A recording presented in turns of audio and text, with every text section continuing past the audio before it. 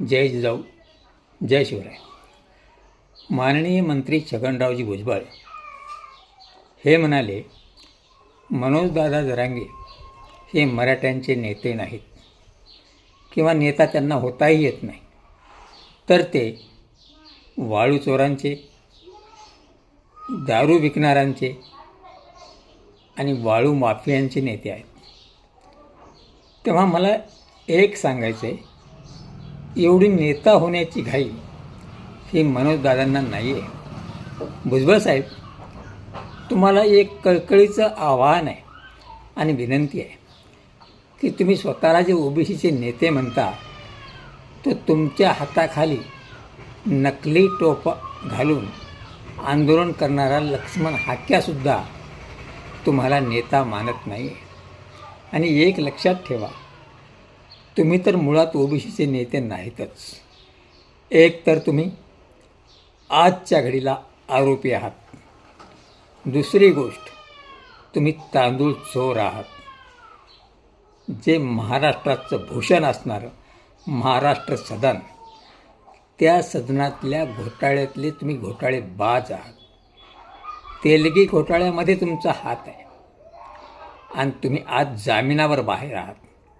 उगाच मराठा विरुद्ध ओबीसी या समाजामध्ये वितंडवाद लावून विनाकारण समाज कलुषित करू नका आणि महाराष्ट्राचं वातावरण बिघडवू नका.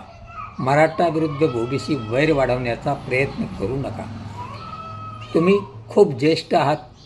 तुमच्या वयाचा आदर करून आम्ही तुम्हाला विनंती करत आहोत की तुम्ही कदापिही ओबीसीचे नेते नाहीत, किंवा ओबीसीचे नेते जर असाल तर तुम्ही एक साधे फूल विक्रेते किंवा भाजी विक्रेते होतात, तर तुमच्याकडे हजारो कोटीची माया आली कुठून? ओबीसीच्या नावाखाली आपलं, आपल्या मुलांचं, आपल्या नातवांचं तुम्हाला राजकीय करिअर बसवायचं आहे.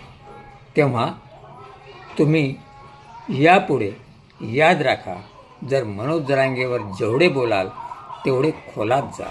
आणि यापुढे ओबीसीच्या 400 जातीपैकी तुम्हाला एकही जात स्वतःचा नेता मानत नाही आहे. ओबीसी हा प्रवर्ग आहे आणि ओबीसीचेच नाही तर अख्ख्या महाराष्ट्राचे नेते हे मनोज जरांगे पाटील आहेत, जे स्वतःला आजही आंदोलक म्हणूनच लावून घेतात, नेतेगिरी करत नाहीत.